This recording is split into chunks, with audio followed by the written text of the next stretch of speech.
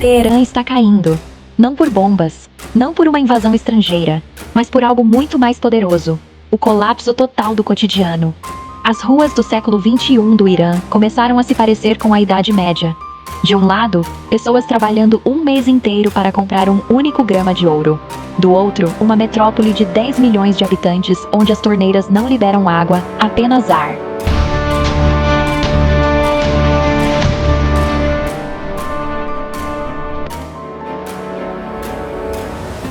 No dia 30 de dezembro, o governo declarou estado de emergência no coração do país. Escolas, universidades, repartições públicas e até a Bolsa de Valores fecharam. Quando um estado perde a capacidade de governar, ele faz a única coisa que lhe resta: fecha as portas. Mas o que realmente assustou o regime não foi o fechamento das portas, foi o que aconteceu nas ruas. Imagens verificadas mostram algo inédito: manifestantes sentados no asfalto, bloqueando ruas, e a polícia recuando. Por décadas, essas ruas foram controladas com mão de ferro. Hoje, o medo mudou de lado. O detalhe mais perturbador: o líder supremo, Ali Khamenei, desapareceu por dias. O regime ficou sem cabeça. Mas o estopim dessa explosão social não foi político, foi matemático. A moeda iraniana não está em queda livre. Ela simplesmente vaporizou.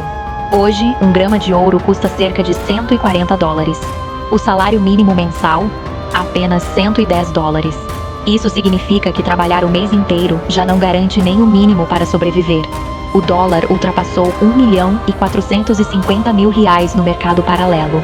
Inflação acima de 50%. Alimentos 66% mais caros em apenas um ano. E quando a economia quebra, o coração comercial do país para de bater. As portas do Grande Bazar de Teherã se fecharam. E isso muda tudo. Historicamente, quando o bazar fecha, governos caem. Foi assim em 1979. E agora, os mesmos comerciantes marcham gritando: fechem tudo! Sem comércio, a cadeia de suprimentos quebra. Sem cadeia de suprimentos, não há arroz, nem remédios. E quando as prateleiras ficam vazias, as ruas se enchem. O colapso chegou ao topo. O presidente pede diálogo. O Banco Central renuncia. O parlamento ameaça derrubar o próprio governo. Bilhões de dólares em receitas do petróleo simplesmente desapareceram. O Estado saqueia seu fundo soberano apenas para pagar salários. Isso não é mais uma crise, é falência de Estado. Mas o impacto dessa implosão não para nas fronteiras do Irã. As fábricas iranianas não produzem apenas carros ou geladeiras. Elas produzem drones Shahed, usados pela Rússia na guerra da Ucrânia. Se o Irã para, a produção para, a logística para, e o fornecimento militar também.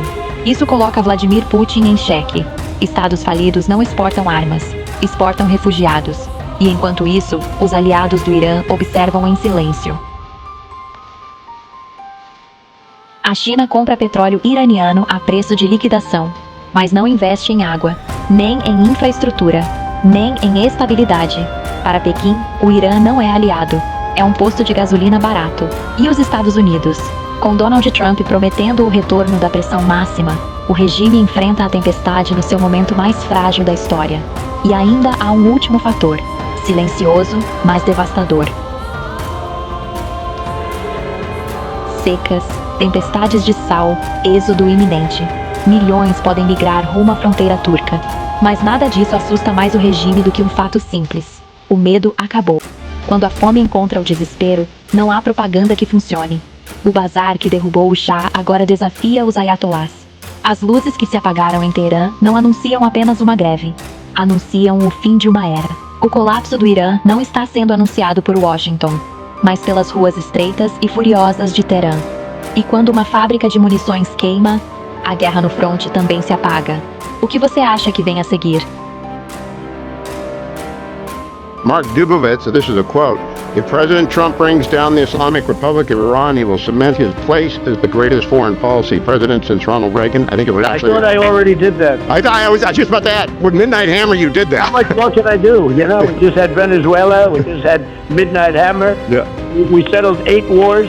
In a quarter. But I'm willing to accept that. Yeah. I'm willing to accept it. What about Iran? Is the aim with Iran the collapse of that awful 47-year tyranny? Well, I don't want to say it, but I will tell you they're not doing well. As you know, probably better than anybody. They're doing very poorly. And I have let them know that if they start killing people, which they tend to do during their riots, they have lots of riots, if they do it, we're going to hit them very hard. Now, dozens have been killed. I know you don't do red lines, but have you communicated to them what that limit of your patience is? Well, some have been killed by, problems of crowd control and other things, and we're watching it very closely. The crowds are so large, there's been a stampede. There's been 3 stampedes, and people have been killed in that, and I'm not sure I can necessarily hold somebody responsible for that, but they know, and they've been told very strongly, even more strongly than I'm speaking to you right now, that if they do that, they're going to have to pay hell. A liderança iraniana está tentando fugir para a França, não para a Coreia do Norte, mas para Paris, a cidade-luz. O regime iraniano está tremendo, e quando um regime começa a tremer, a primeira coisa que acontece não é a queda, é a fuga. Deixe seu comentário, inscreva-se no canal e ative as notificações. Obrigada por assistir e até a próxima.